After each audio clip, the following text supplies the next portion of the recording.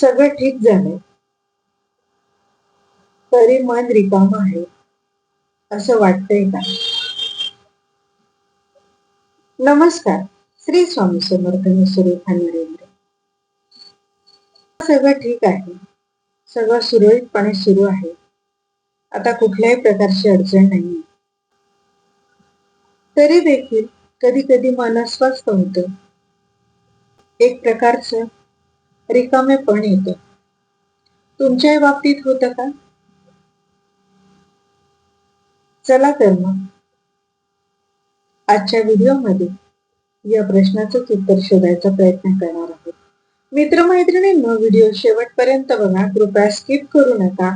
कारण आतापर्यंत मी जेवढे विषय तुमच्या समोर मांडलेले आहेत ते सगळे माझ्या अनुभवातून आलेल्या प्रश्नांची उत्तरं मी मला स्वतःसाठी शोधली आणि त्यांची शोधलेल्या पडलेल्या प्रश्नांची उत्तरं शोधल्यानंतर मला तुमच्या बरोबर माझे अनुभव शेअर करावेसे वाटले आणि तुम्ही सुद्धा खूप छान प्रकारे प्रतिसाद देत आहात आणि कमेंट्स सुद्धा देतात. त्यामुळे माझा ग्रुप वाढतो आहे आणि मी तुमच्या समोर अशीच नवनवीन व्हिडिओ घेऊन येत आहे. तर व्हिडिओ शेवटपर्यंत बघा. कृपया स्किप करू नका. कारण या व्हिडिओमध्ये स्वतःला 1% जरी तुम्ही रिलेट करू शकलात तर मला ह्या गोष्टीचा फार आनंद होणार आहे आणि नवीन नवीन विषय मी तुमच्यासाठी घेऊन येणार आहे. हे अनुभवातून आलेलं ज्ञान आणि प्रश्नांची उत्तर आहेत तर ती सोडवण्याचा प्रयत्न करूया. चला तर मग आजच्या व्हिडिओमध्ये सगळ्यांचं मनापासून स्वागत. आजारपणानंतरचं बाहेरून पाहिलं तर आयुष्य सगळं सुरळीत सुरू होतं किंवा दिसत होतं. पण अजूनही काहीतरी आतमध्ये मिसिंग असल्यासारखं वाटायचं. कारण आपण बाहेरचे जे आपलं घरकाम असेल, जबाबदाऱ्या असतील, देवाणघेवाण असेल, कर्तव्य असतील, आपल्या आवडीनिवडी असतील, आपलं शारीरिक मानसिक आरोग्य असेल, हे सगळं आपण नियमितपणे सुरू ठेवतो किंवा समोरच्याला बाहेरून बघणाऱ्याला ते तसं भासत असतं, दिसत असतं आणि आपण पण हेच दाखवण्याचा किंवा असण्याचा प्रयत्न करतो की हो, माझं आयुष्य बाहेरून अगदी व्यवस्थित आणि सुरळीतपणे सुरू आहे, हेच आपण दाखवत असतो. काय होतं, ह्या जबाबदाऱ्या आणि कर्तव्य पार पाडत असताना आपण आपल्या मनात आतमध्ये शिरून किंवा मनाची कधी काळजी घेत नाही किंवा आपल्या भावनांचा, वाटणाऱ्या गोष्टींचा कधीच विचार करत नाही. आजारपणानंतर माझ्याही बाबतीत असंच झालं होतं. हिलिंग प्रोसेस सुरू होती. वेदना होत होत्या, शारीरिक मानसिक त्रास सहन करत होते. अनेक प्रश्न पडत होते की नंतरचं आयुष्य कसं असणार आहे, रुटीन सुरू होईल की नाही, हे वेगवेगळ्या प्रकारचे अनेक प्रश्न पडत होते आणि त्यामध्ये मन खूप थकून गेलेलं होतं. किती काळ चालणार होतं. एक स्टेज अशी आली की कुठेतरी मनाला प्रश्न पडला की हे किती काळ चालणार आहे, हे कुठेतरी थांबवावं लागणार आहे. सुरळीत आयुष्य सुरू झालेलं होतं. पेन, वेदना कुठेतरी थांबलेल्या होत्या आणि आता स्वतःला नवीन आयुष्य सुरू करण्याची जबाबदारी स्वतःवरच आलेली होती आणि मग या कम्फर्ट झोन मधून सुद्धा बाहेर पडायची मानसिक तयारी झालेली होती. रुटीन आयुष्य सुरू करणं इतकं सोपं नव्हतं. कारण पूर्वीचा जो आजारपणाचा जो काळ होता तो जवळजवळ 2-2.5 वर्षाचा होता आणि त्या काळामध्ये जवळजवळ आर्थिक घडी किंवा संसाराची घडी पूर्णपणे विस्कळीत झालेली होती आणि ती विस्कटलेली घडी पुन्हा स्थिर करणं किंवा रुटीनला आणणं हे एक प्रकारचं कौशल्य आणि कसब होतं. कारण शारीरिक थकवा, मानसिक दडपण आणि त्यात नियमित आयुष्य सुरू करणं. यावर एकच सोल्युशन होतं, ते म्हणजे वेळेला शरण जाणं. हो, आपण मनात कितीही ठरवलेलं असलं की मला माझी वेळ कंट्रोल करायची आहे, मला स्वतःला कंट्रोल करायचंय, पण काही गोष्टी आपल्या हातात नसतात. आपल्याला इथे वेळेला शरण जावंच लागतं आणि मी सुद्धा तेच केलं. जेव्हा आपण वेळेला शरण जातो तेव्हा आपल्याला प्रश्न पडतात.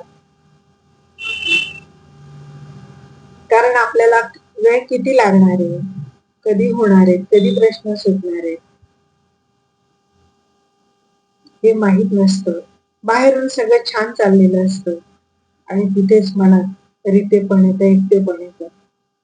आणि ते एकटेपण किंवा ती मनाची अस्वस्थता कशी घालवायला हवी, कशी कमी करायला हवी, काय करायला लागेल? परिस्थितीकडे बघण्याचा दृष्टिकोन बदलायला लागेल. तो कसा बदलायचा? एखादी आयुष्यात सिच्युएशन येऊन गेली, एखादं तरी मोठी घडामोड घडून गेली, तेव्हा आपल्या जबाबदाऱ्या बदललेल्या असतात. हा बदल आपल्या पण लक्षात आलेला असतो.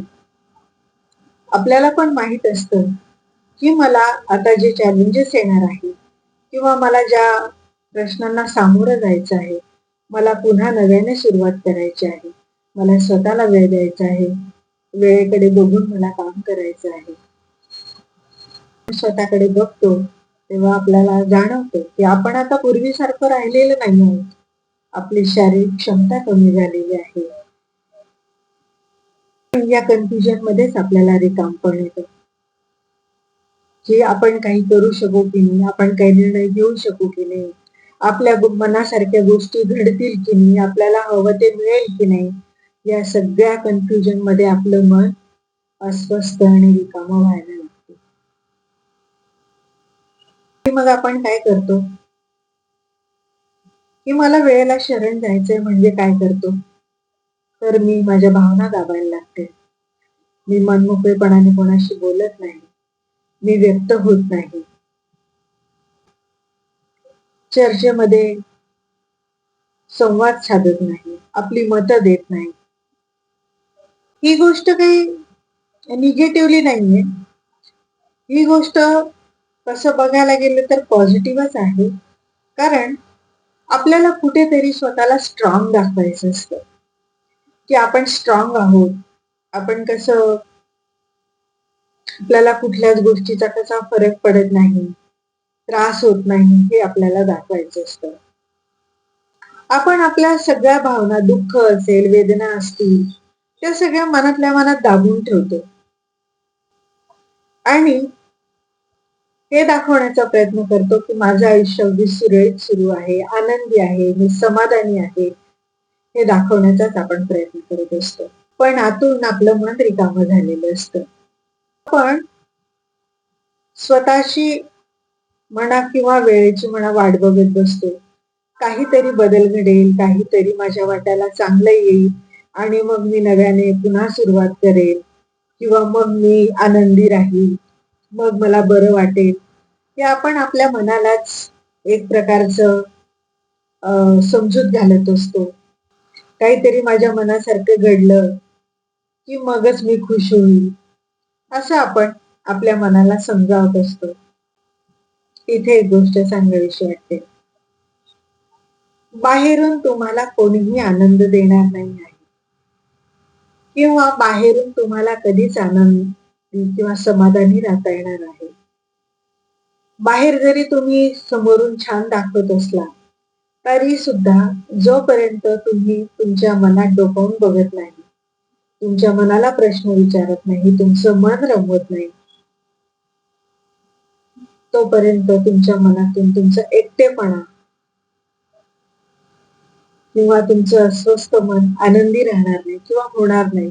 मग काय करावं लागेल तर त्यासाठी तुमच्या मनाला आनंदी ठेवण्यासाठी तुम्हालाच तुमचं रुटीन आयुष्य, तुमच्या आवडी-निवडी, तुमच्या आवडणाऱ्या गोष्टी, तुमची कौशल्य, तुमचा मित्रपरिवार हा तुम्हाला चॉईस करावा लागेल.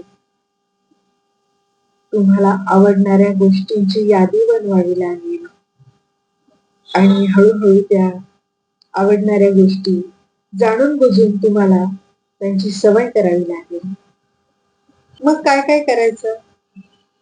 स्वतःसोबत वेळ घालवायचा. स्वतःच्या मनाला आनंद देणाऱ्या गोष्टी करायच्या.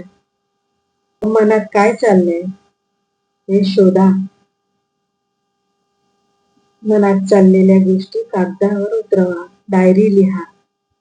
घडलेल्या घटना, प्रसंग, भेटलेली माणसं, मिळालेले अनुभव हे लिहायला सुरुवात करा, व्यक्त व्हायला सुरुवात करा. आपल्याला कशात आनंद मिळतो, आपल्याला काय केल्यावर छान वाटतं, आपण कशात रमतो हे शोधा.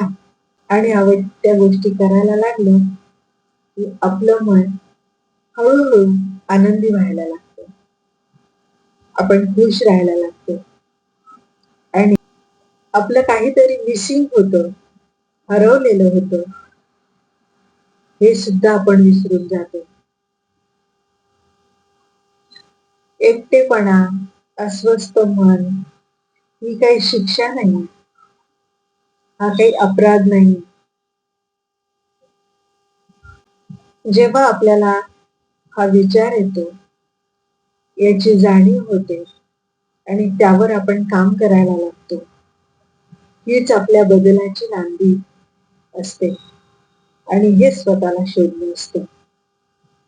मित्रमैत्रिणींनो, आज एकच निर्णय घ्या.